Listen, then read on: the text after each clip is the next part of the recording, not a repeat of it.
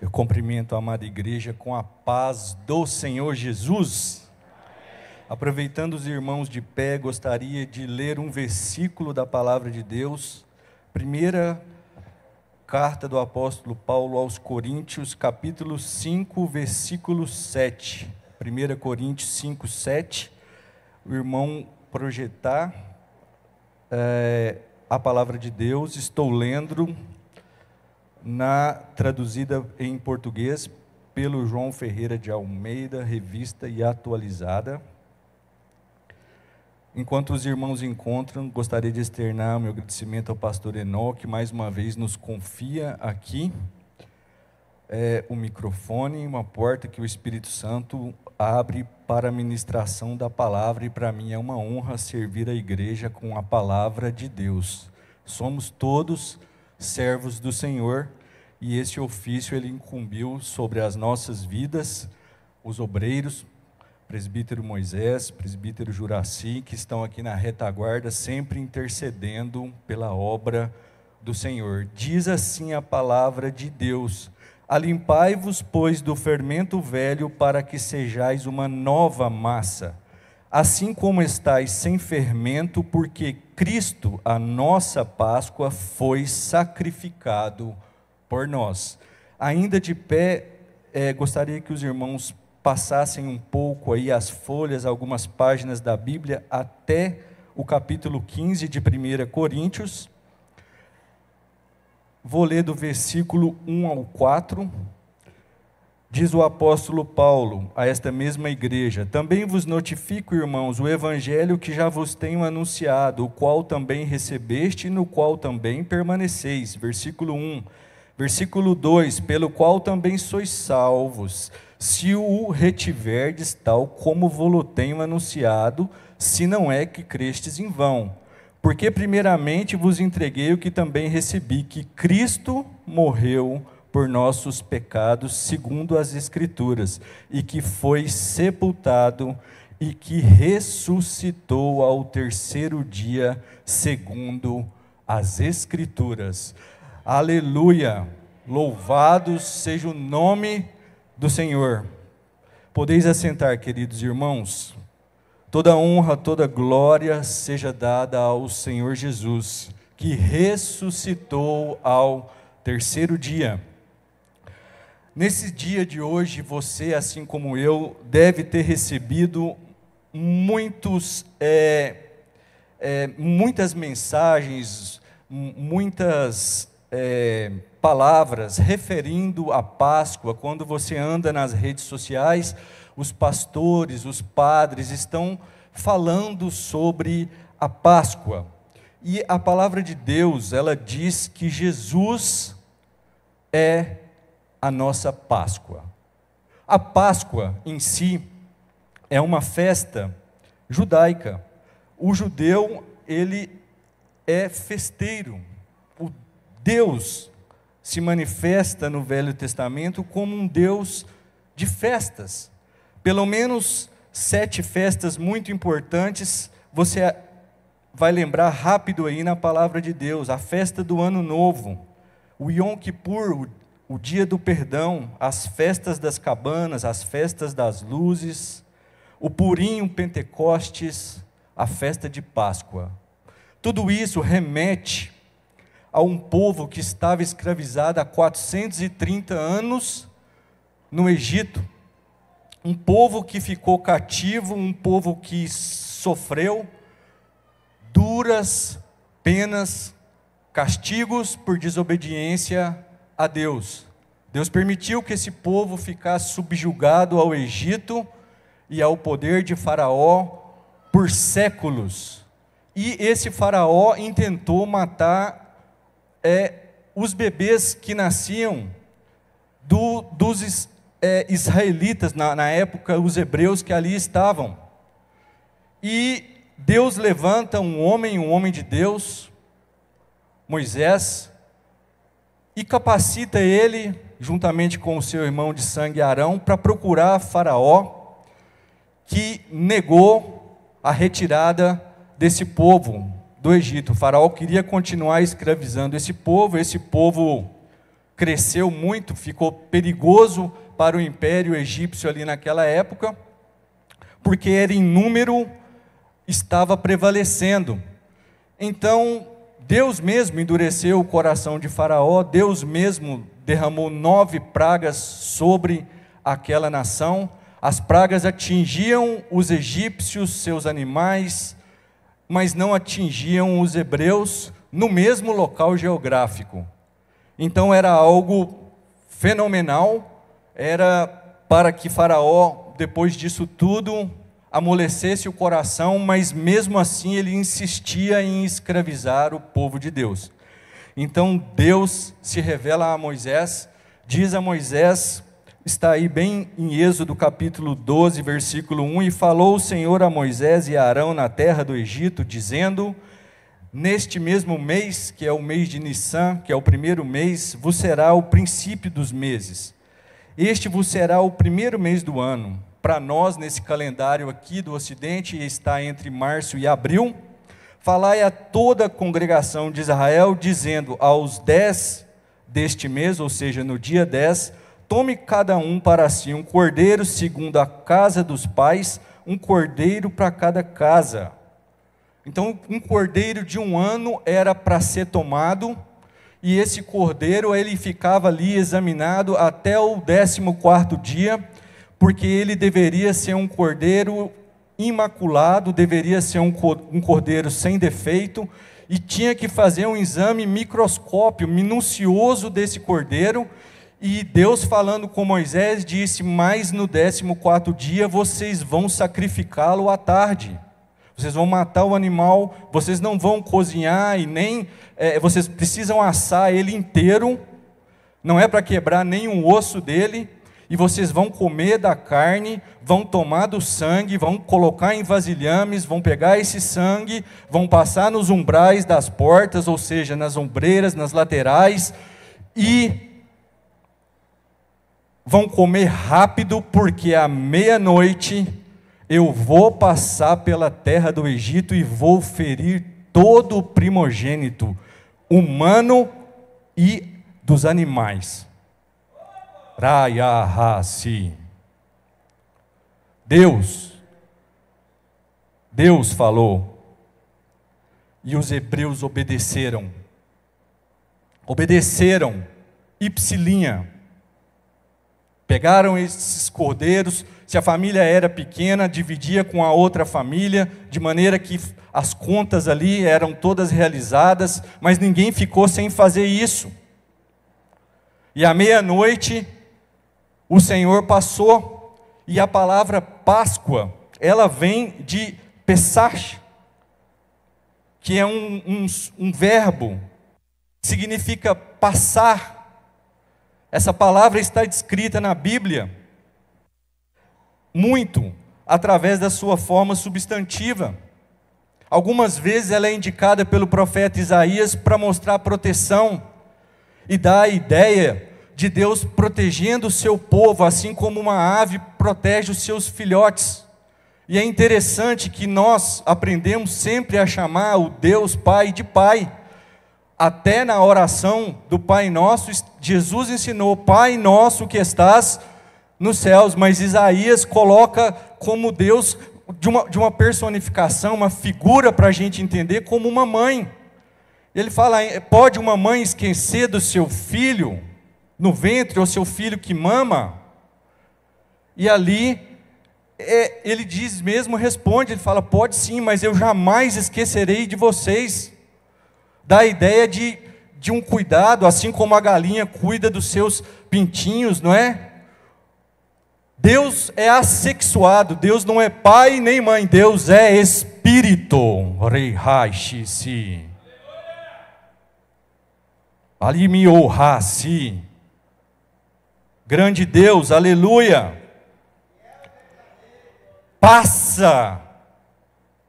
O anjo da morte chegou, passa. Passa se tiver sangue nos umbrais, passa, não fere, não mata. E foi uma tristeza, porque à meia-noite houve muito sofrimento naquela cidade de Ramsés. Muita dor, porque eu acredito que é muito difícil perder um filho. Talvez você já perdeu um filho e ele não está mais na terra dos viventes. Eu não posso calcular a sua dor, mas, meu Deus, não foi em uma casa, foi os primogênitos de todas as casas, mas Deus livrou. Deus é um Deus de livramento. Essa palavra significa também proteção.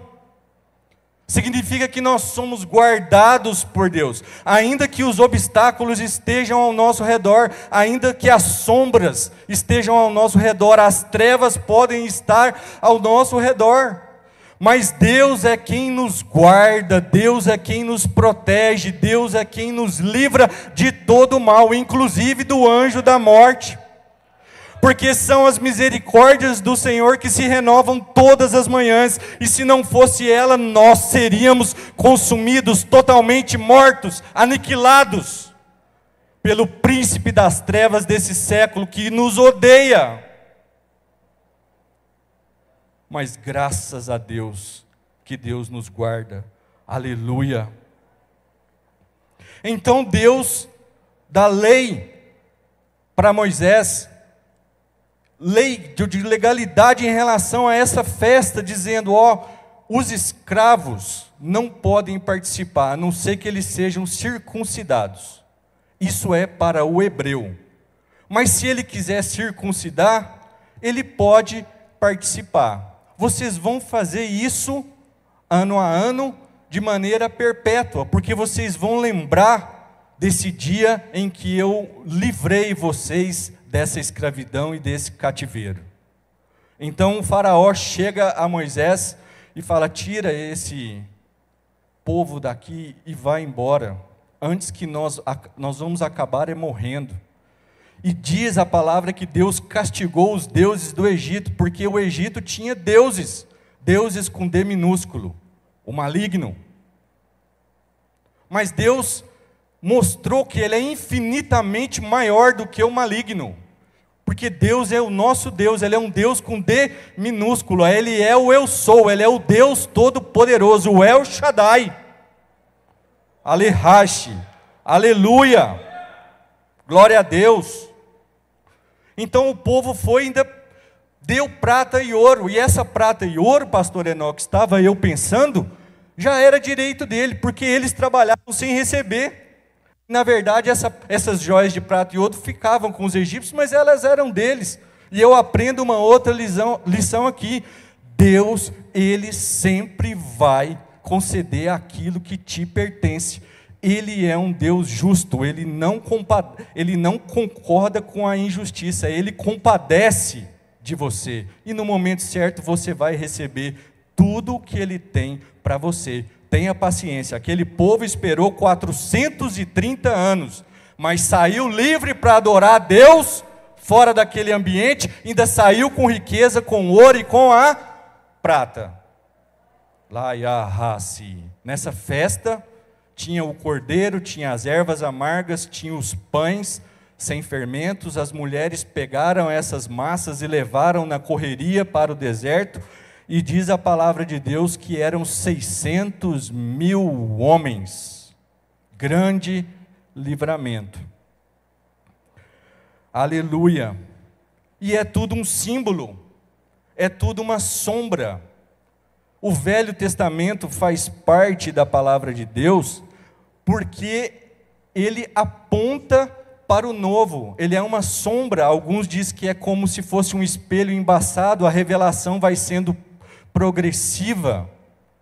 E até antes disso, Deus mostrou um sinal com o pai Abraão. O Isaac nasceu, o filho da promessa. Demorou 25 anos.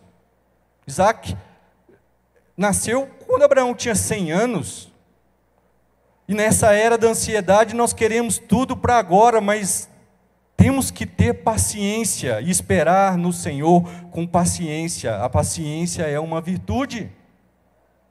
O menino nasceu, mas quando ele teve uma idade tenra, ele já pediu para que sacrificasse. Imagina Deus mandando você matar seu filho. Eu vi o presidente dos Estados Unidos, não o atual, mas um ex-presidente chamado Barack Obama, criticando, dizendo que a Bíblia não poderia ser lida dentro da universidade, porque aonde já se viu Deus pedir para matar um filho nos dias atuais. E uma certa zombaria no meio daqueles universitários. Ele não entendeu a palavra, ou entendeu por um tempo e não consegue compreendê-la mais. Isso aqui é uma figura, é um apontamento, tem um significado. Porque Abraão mostrou que temia a Deus, pegou o menino, seus servos, o cutelo, a lenha, e foi para sacrificar. Quando ele estava para fazer o ato, o anjo apareceu e disse: não faça isso, Deus agora entende que você realmente teme a Ele, inclusive é por isso que você vai ser um grande homem na terra, a sua posteridade, a sua descendência vai ser enorme.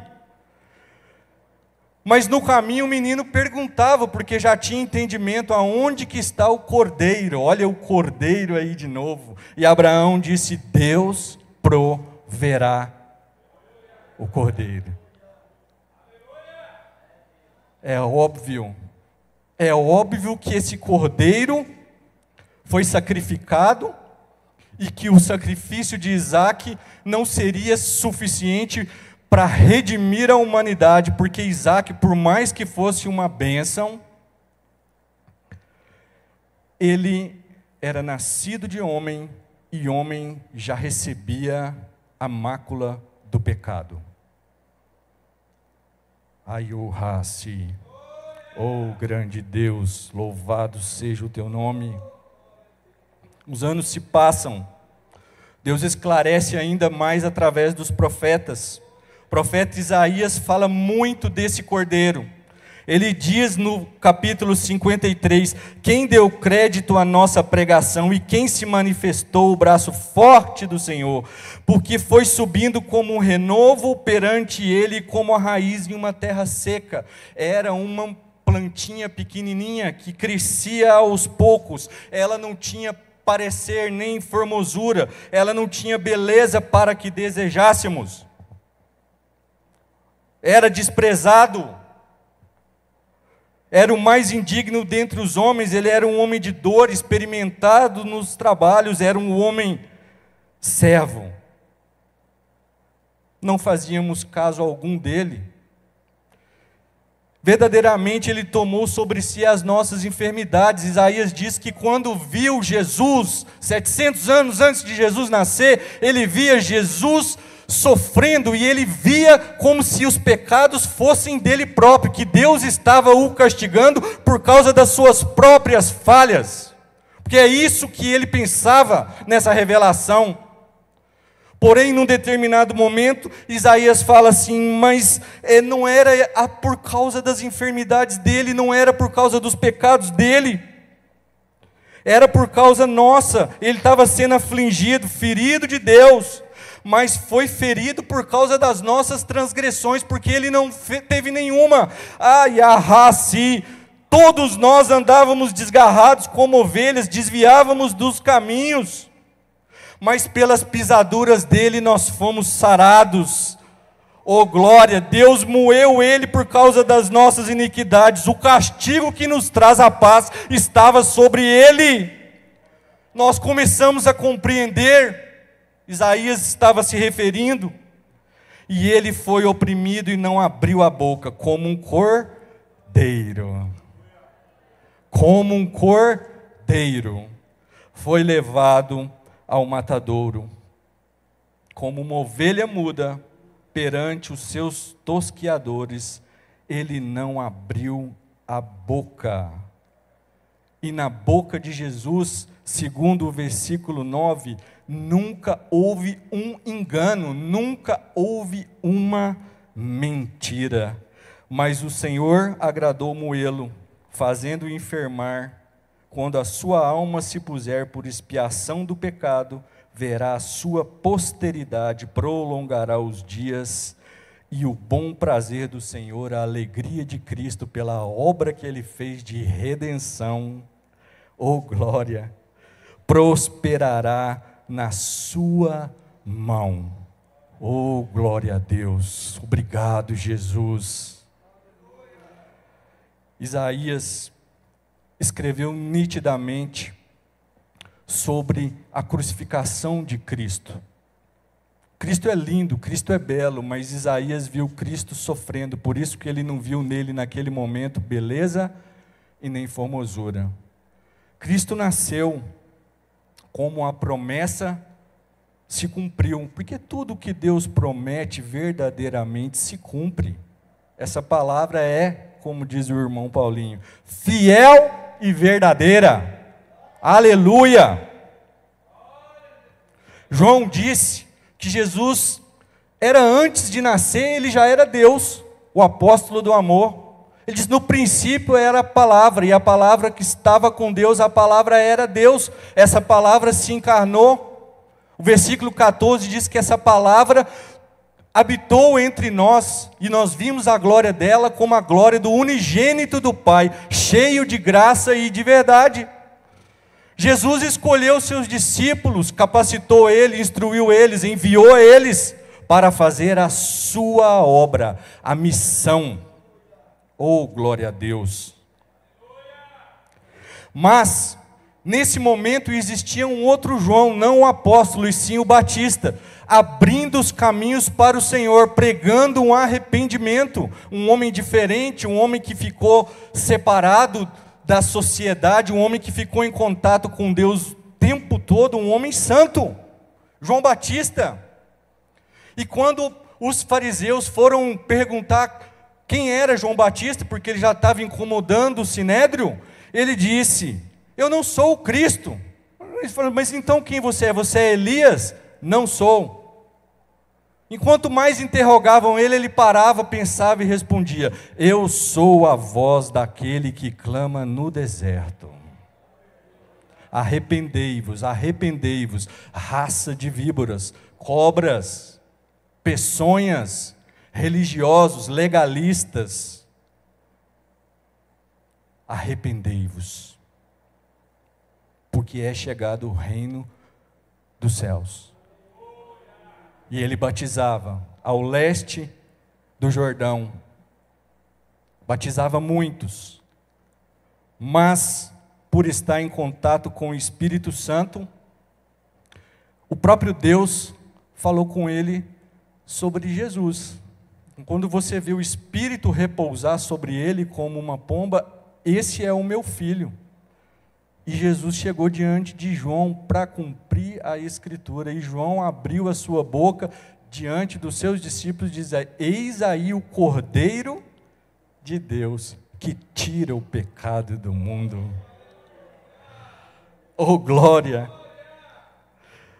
O Espírito repousou sobre Jesus em forma de pomba, abriu o céu, a voz estrondosa do Pai, ou da mãe, a voz de Deus, esse é o meu filho amado em quem me compraz, ou seja, naquele no qual eu tenho prazer, naquele no qual não tem divergência comigo, naquele qual é santo.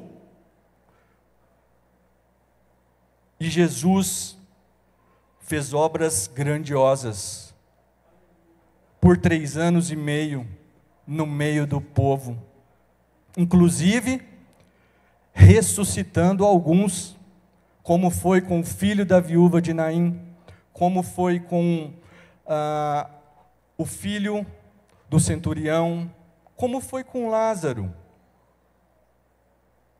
a filha do sacerdote. Mas essas pessoas ressuscitaram no próprio corpo, e depois elas morreram. Jesus gostava de se reunir num horto, num jardim chamado Getsemane. E ele sabia muito bem para o que veio. Quando ele estava com seus discípulos ali reunidos, um não compreendeu a palavra, um abriu o coração para um espírito maligno. Nós precisamos abrir o coração para o Espírito Santo de Deus, mas fechar o coração para todo espírito maligno. Judas fez o contrário. Por 30 moedas de prata, ele armou uma emboscada com o pessoal do Sinédrio, os chefes, o sumo sacerdote, toda a classe política que Jesus ameaçava. E Jesus estava ali, eles chegaram com varapaus, tochas, procurando por Jesus de Nazaré. Eu entendo que era noite, estava muito escuro, e quando falaram o nome de Jesus, Jesus respondeu: eu estou aqui. Só a voz de Jesus fez todos caírem prostrados, para nós entendermos que ele não foi preso, ele foi um cordeiro que se entregou. Porque ele disse para Pedro: quem você está pensando que eu sou? Não precisa cortar a orelha de ninguém, aqui não é espada. Você está pensando que vai lutar por mim, por um reino terreno? Você está enganado, Pedro. Se eu quisesse, eu oraria e Deus mandaria 12 legiões de anjos para me proteger. Não é sobre isso, Pedro, compreenda. Tem 3 anos e meio que eu estou anunciando a você. Às vezes nós estamos na igreja há décadas e não entendemos que o reino de Deus não é daqui. Ele veio apresentar o céu, algo muito, muito superior. Então Jesus se entrega e fala: deixa eles irem, porque vocês estão atrás de mim. E a partir dali, Jesus entra em Jerusalém como um preso, porque na entrada triunfal dele, ele entrou também no mês de Nissan, no 10º dia. E como o cordeiro foi examinado lá no Velho Testamento, Jesus também foi examinado 4 dias. Foi arguído. Anás, Caifás: és tu o Cristo? Tu dizes. És tu o rei dos judeus? Colocaram uma coroa de espinhos nele, vestiram uma capa vermelha, tiraram a sua roupa, despiram-no, tiraram sortes, tudo se cumprindo, examinando meticulosamente. E Pilatos chegava a dizer: eu não encontro defeito nesse homem, eu não encontro nada de ruim nesse homem. Nisso Pilatos estava certo, porque Jesus realmente não tinha nenhuma mácula, ele era imaculado. Oh, glória! Aleluia! Então, depois que a sua mulher até teve um sonho, dizendo: esse homem é justo, não entra nesse negócio. Pilatos ficava apavorado, porque era a festa da Páscoa. Então Pilatos vira para a multidão e diz: como é de costume, sempre soltamos um preso, porque a festa da Páscoa remete à libertação física dos hebreus do Egito. Então, se tem algum preso aqui que é da sua nação, do seu país, nós vamos soltar, porque é Páscoa, ainda que ele tenha feito algum mal a alguém. Então a multidão gritou, porque ameaçou politicamente esse Pilatos: se você não crucificar Jesus, é porque você é inimigo do imperador. Então Pilatos ficava pressionado, e o povo, os religiosos, disseram: solta Barrabás, crucifica Jesus. E Jesus foi então crucificado. A cruz de Cristo mostra o grande amor de Deus. Diz Billy Graham que Jesus foi pendurado, sangrou e morreu. É Deus dizendo para mim e para você: eu amo a sua vida.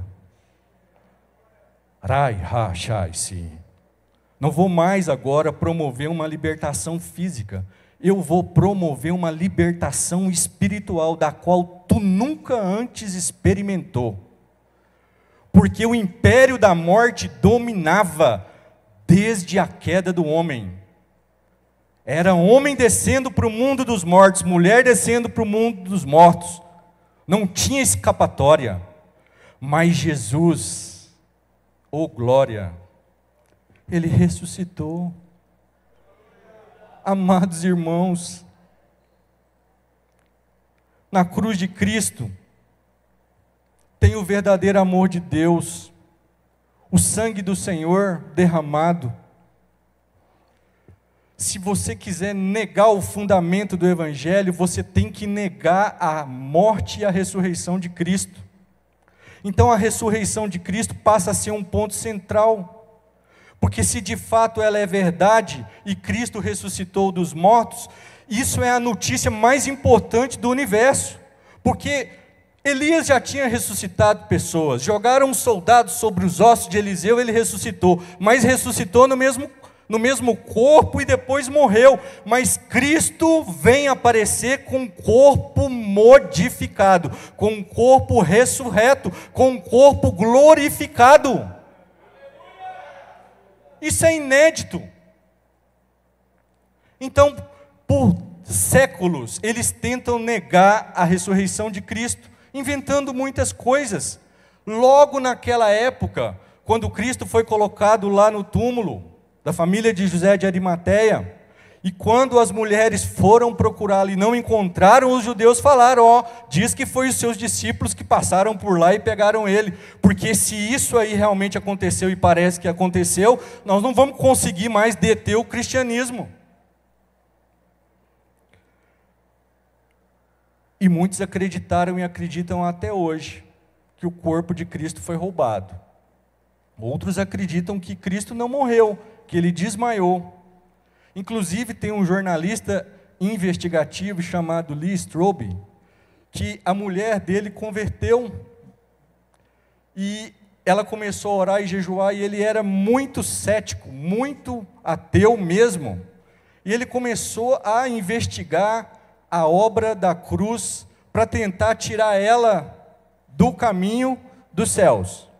Então ele procurou muitas fontes, e ele, como um estudioso, um cientista, ele ali procurou um médico para saber se era possível Jesus ter desmaiado. Porque os homens que estavam lá executando aquilo, eles não eram médicos, eles eram assassinos. Eles, inclusive, quebraram as pernas do ladrão da direita e do ladrão da esquerda, mas quando eles chegaram, Jesus já estava morto. Lembra lá do Velho Testamento? Não podia quebrar nenhum osso, era a promessa, o Cordeiro de Deus. Mas um colocou uma lança e saiu água e sangue, é um derrame pleural, é algo que acontece por morte de asfixia. Então o médico explica para ele que naquela cruz era impossível escapar, e que Jesus, do ponto de vista científico, morreu. A questão é que Jesus ressuscitou e não se escondeu, Jesus ressuscitou e apareceu para 500 pessoas durante 40 dias, então ele foi numa psicóloga agnóstica, foi a psicóloga não cristã, agnóstica, e falou assim, bom, eu sei que uma pessoa pode ter alucinação, ela pode ter um desvairo, poderia ter isso acontecido com 500 pessoas? Aí a psicóloga virou para ele e falou assim, jamais, se acontecesse uma alucinação, não é igual uma virose que vai passando de pessoa para pessoa, é uma que tem, numa multidão. Então se tiver acontecido com 500 pessoas, isso é um milagre maior do que a própria ressurreição. Martelada número 2. E ele desesperado atrás de provas, porque prova científica nós não temos, mas nós temos ali uma prova judicial, porque tem testemunhas, já foi no júri popular, tem testemunhas e não poucas, uma grande nuvem de testemunhas. Viram Jesus com esse corpo? Diz em 1 Coríntios 15 que ele apareceu para essas mulheres. Elas estavam procurando o túmulo vazio, e graças a Deus o túmulo estava vazio. O túmulo vazio é o berço do Evangelho, é o fundamento da igreja, é o alicerce da nossa fé. Jesus ressuscitou, Ele vive.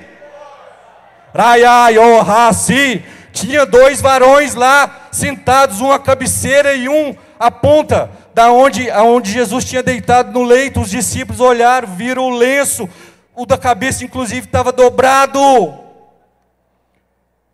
E uma das Marias olhou para trás e achou que era um jardineiro, e era o próprio próprio Cristo Jesus conversando com ela, mas ela não o reconheceu. Outro evangelista descreve que no desespero e na dor, aonde colocar o corpo do meu Senhor, porque eles não compreendiam ainda que Cristo tinha ressuscitado, embora Deus fala com a gente as mesmas coisas, todos os cultos, a gente tem dificuldade de entender, por isso que às vezes Jesus era pedagógico, ele dizia, em verdade vos digo, eu preciso repetir, para você entender, mas eles não tinham entendido que ele tinha ressuscitado, então os anjos estavam ali, e os anjos disseram, por que você está procurando entre os mortos aquele que vive? Por quê? Ele vive, Ele reina, Ele é Deus, Ele é Senhor. Ele apareceu para Pedro, apareceu para essas pessoas todas, apareceu para os 12, e Ele entrou lá nessa cena da ceia da Páscoa, que eles iam comemorar, porque eles estavam escondidos e com medos. E é claro, se imagina, fere o pastor, as ovelhas vão ser o quê? Dispersas, isso é óbvio. Por isso que você precisa orar pelos obreiros que estão aqui, porque você é atacado, mas nós somos atacados ainda muito mais. Interceda para os obreiros da casa do Senhor, e você verá as maravilhas que Deus vai fazer no seu viver, os milagres, os sinais, os prodígios, coisas inexplicáveis, porque você entendeu a obra de Deus. Grande é o nome do Senhor. Atravessou a parede, esse corpo, João, atravessa a parede, e os discípulos ali, e um incrédulo, que se eu fosse um discípulo de Jesus nessa época, eu seria ele, o Tomé. Ou seja, eu só vou acreditar se eu colocar as mãos nos cravos, nas feridas e no lado, senão eu não acredito não. Agora muita gente critica ele, mas você acreditaria? Você tem fé para isso? Essa que é uma pergunta, porque ele pelo menos foi sincero. Muitos ali ficaram, eu imagino se tivesse lá aquele medidor de frequência cardíaca, você imagina você nascer com medo de morrer, de repente Jesus aparece. Paz seja convosco. Ele está aqui. A morte não pôde detê-lo? Mas ele falou mesmo, né? Mas nós não acreditamos, homens de pouca fé. Então Tomé encosta e reconhece Jesus. E reconhece Jesus. E a partir dali ele crê. Busque uma experiência com Deus para você crer. Se você não teve ainda, busque essa experiência com Deus, porque se você tiver uma experiência com Deus, você vai crer. E pode até ficar aí parecendo um fanático, falando das maravilhas do reino dos céus. Para o mundo, um louco, mas para nós que somos salvos, poder de Deus. Oh glória! Aleluia! Jesus, maravilhoso Jesus, Cordeiro Santo de Deus, servo valoroso, Rei e Senhor. Olha o que aconteceu com esses discípulos. De medrosos eles passaram a ser audaciosos. De desencorajados eles passaram a ser destemidos. Eles não temiam mais pela sua própria vida. O presbítero Moisés leu, a ressurreição era um grande problema para eles aceitarem, os saduceus. Eles não engoliam isso. Mas Pedro pregou com ousadia. Um outrora tinha negado, mas agora ele pregava e 5.000 convertia. Porque ele viu Jesus glorificado na frente dele. O que ele pensou? O que você pensaria? Não tenho mais eu importante pela minha vida aqui na terra. Se eu esperar em Cristo só nessa terra, eu sou um miserável, já não importa com mais nada. Vou fazer a obra de Deus, vou contribuir, vou interceder, vou pregar, vou fazer missão. Pedro foi fazer missão, os discípulos foram fazer missão, depois Deus chamou Paulo para fazer missão. E Paulo escreve muitas cartas, e eu tenho por mim que ele é o escritor de Hebreus também. Por que Cristo fez isso? Porque no passado era o sangue derramado, o sumo sacerdote aspergia, Moisés aspergia nos utensílios, o sangue tem significado de purificação, mas o sumo sacerdote entrava lá no lugar santo dos santos uma vez por ano, e era sangue de animais, mas agora Jesus, o santo de Israel, derramou o seu próprio sangue, fazendo uma aliança mais efetiva, maior, melhor, uma nova aliança, um novo testamento, e se não morrer, não tem testamento, sem sangue não tem remissão de pecados. Então Jesus faz tudo isso para o louvor da sua glória e por amor à minha vida e à sua vida. Oh, bendito Deus! Aleluia! Oh, glória!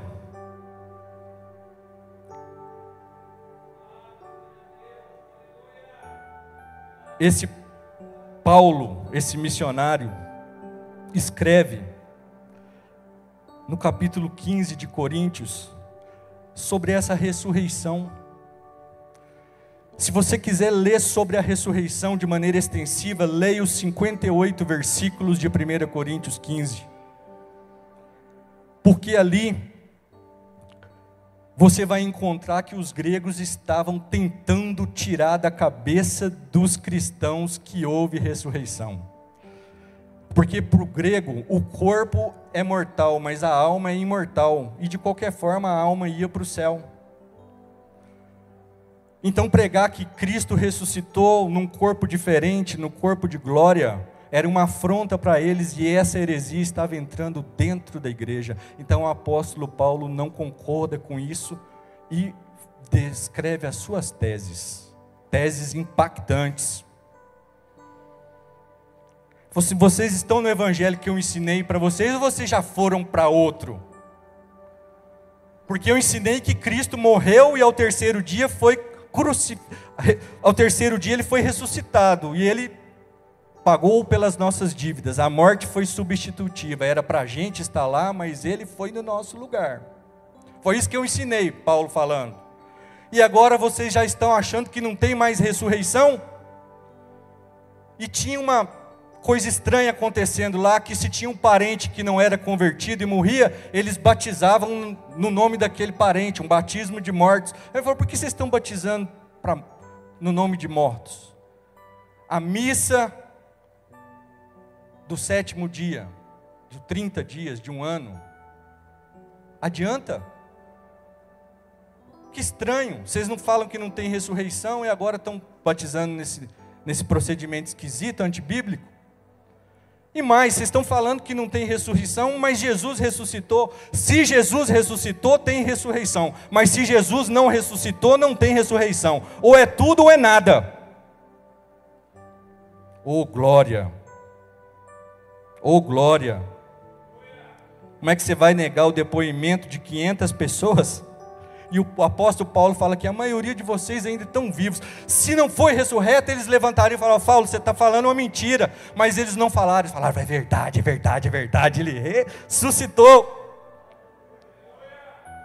Oh, glória! Aleluia! Se não há ressurreição de mortos, Cristo também não ressuscitou. Verso 14 de 1 Coríntios 15. E se Cristo não ressuscitou, logo é vã nossa pregação e também a vossa fé. Vejam que é o pilar. Se Cristo não ressuscitou, eu vou pregar o quê? Vou pregar que Cristo apresentou falência diante da morte? Apresentou impotência diante da morte? Eu vou apresentar que Cristo fracassou? Como todos os outros líderes de todas as religiões fracassaram? Se é isso aí, então vamos comer e beber, ou seja, vamos viver a vida, porque amanhã nós vamos morrer, e morreu, acabou. Mas no verso 20 ele responde: mas agora Cristo ressuscitou dos mortos e foi feito as primícias dos que dormem. Então ele foi feito a primícia. Significa o quê? Significa o quê, irmão? Dormir não é para a alma. A alma não dorme. A alma e o espírito são conscientes. Quem dorme, quem descansa é o corpo. Então eles falam: dormiu em Cristo. Mas a sua alma tem dois destinos quando ela deixa o corpo. Porque se a sua alma, o seu homem interior deixar o corpo desfalece. E ao pó ele vai retornar como ele o era. Agora, se você foi justificado por Cristo, se você entendeu esse mistério da crucificação, se você entendeu a redenção, se você entendeu a sua justificação, nenhuma condenação há mais para você. A sua alma é levada ao paraíso, como foi com aquele ladrão que confessou Jesus ali na cruz, no seu último fôlego de vida. Mas se você vive de maneira ímpia, ou dentro da igreja, mas do lado de fora sendo um descrente, quando a sua alma sair do corpo, ela vai ser lançada ao lugar de tormento. Mas haverá uma ressurreição, como houve a ressurreição de Cristo.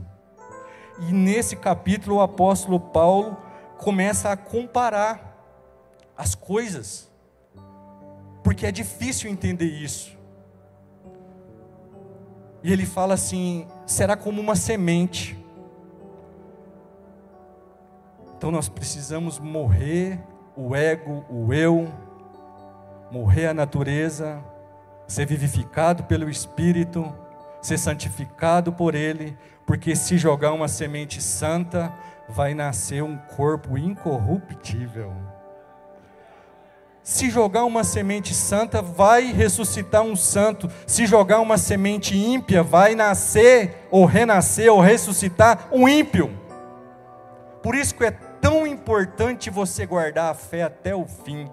E nesses dias nós estamos vendo algumas pessoas que já estão idosas, ou na terceira idade, né? Eu já estou com quase 50. E eu também aprendi com o Billy Graham, e ele falava: eu tenho medo de ficar velho e ficar na minha casa assistindo novela. Porque você imagina um homem que ganhou mais de 80 milhões de almas, podendo terminar os seus dias sem a fé?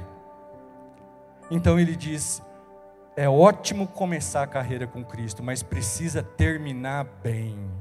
Então, se você já está maduro, como a flor daquela amendoeira já madura, os cabelos já grisalhos, aí é que você precisa orar mais. Por quê? Porque nesse momento a probabilidade de você ser colhido por Deus é maior do que a de um jovem. Então perceba que Paulo ele vai ali dizendo que corpo de animal não ressuscita, só vai ressuscitar corpo de humano. De fato o espírito não morre, porque é espírito. Animal morre, mas não ressuscita. Agora o homem morre e ressuscita. Uns ressuscitam para a absolvição com corpo glorioso, e outros vão ressuscitar para a condenação e para o inferno. Mas nós ressuscitaremos. E como? Já concluindo, esse corpo que é mortal vai ressuscitar como um corpo imortal. Esse corpo que é perecível, que vai ficando fraco, ele vai ressuscitar em força e glória, em vigor. Mas veja bem, olha a pergunta que ele faz: como será esse corpo? Versículo 35, como ressuscitarão os mortos? Em que corpo virão? Porque a alma não vaga e entra em outro corpo, a alma não vai para o purgatório, isso não tem base bíblica. Se morreu e enterrou lá no cemitério animais, homens, tudo vai virar pó, Mas quando soar a trombeta, quando Jesus voltar para buscar a igreja, Deus vai dar ordem para os mortos e eles ressuscitarão primeiro. Só o pó do homem entende a voz de Deus, o pó do animal não. Então vai ressuscitar. Você tem fé para isso? Você acredita nisso? Oh glória! Para você poder encontrar com Jesus nos ares. E Cristo, Ele mostrou tudo isso. Ou seja, o que aconteceu com Ele também acontecerá conosco. Porque tal qual Ele é, nós seremos. Nós teremos um corpo glorioso.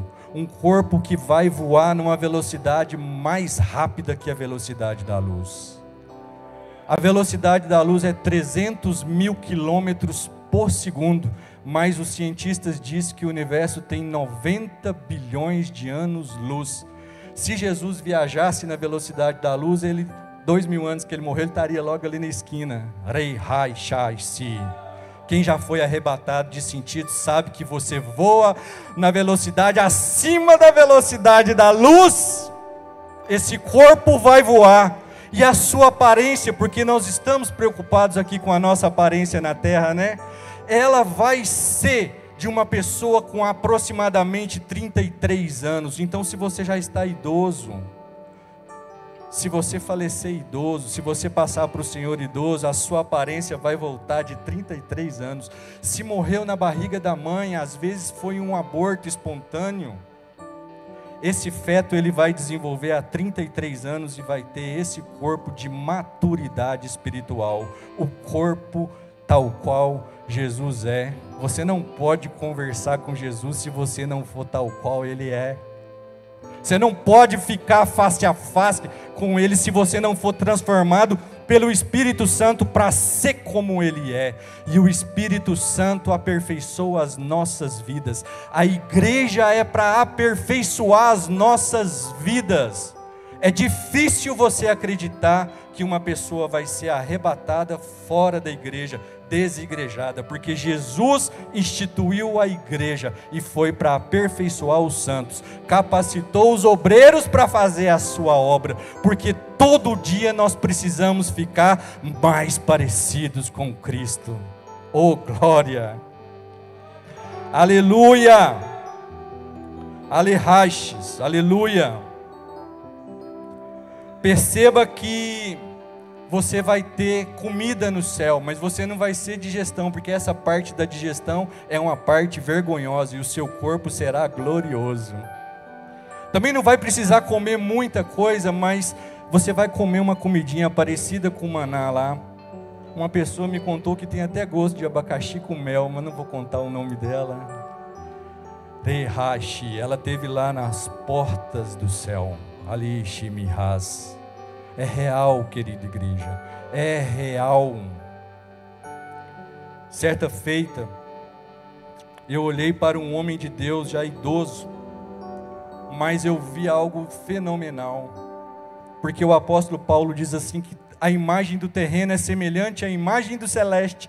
O seu rosto não vai modificar muito, mas ele vai ficar tipo radioativo, brilhando em glória. Mas o semblante será reconhecido. Então não tem como você ficar uma eternidade do lado de uma pessoa e não conhecer ela. Isso não tem sentido. É óbvio que você não vai precisar casar e dar-se em casamento, porque ali é um novo céu, é uma nova ordem, uma nova terra, mas você vai saber quem está do teu lado. Agora, se Jesus quiser ter um particular contigo, você vai receber um novo nome que está escrito numa pedra, e Ele vai dar uma ordem, talvez em hebraico, eu não sei que língua que Ele vai falar, mas a hora que Ele te chamar no meio de milhares, porque seremos como os anjos, você vai comparecer diante dEle, prostrar e dizer: eis-me aqui, Senhor. E ninguém vai saber que Ele te chamou, porque esse nome só sabe Ele e você. Bendito é o nome do Senhor. Deseje ter esse corpo. Eu vi mais ou menos como é esse corpo. Eu vi um senhor, um homem consagrado já de mais de 70 anos, com um corpo de 33 anos, ele não tinha nenhuma ruga. Tem cabelo, Não precisa preocupar com fazer implante aqui na terra. Você vai ter cabelos. Reihas. Vai ter um rio de água viva que fica descendo e subindo sobre você constantemente. Você nunca mais vai ficar doente. Você vai sentir uma potência total, cerebral, intelectual. Você vai ter 100% de conhecimento de tudo, como Adão tinha. É fantástico, é fantástico. Você precisa desejar esse corpo. Mas para você ter esse corpo, você precisa de ter Jesus. E para você ter Jesus, você precisa confessar Ele como o único e seu suficiente Salvador. Você tem alguém essa noite que ainda não é crente e que tem desejo de ser cristão de verdade? Faça essa decisão agora, porque o dia de amanhã é muito longe. Tudo pode acontecer nessa madrugada. Nós não temos nenhuma garantia que estaremos vivos amanhã, mas nós temos garantia que Jesus nos ressuscitará no último dia e que nós seremos tal qual Ele é. Arai Ahashi.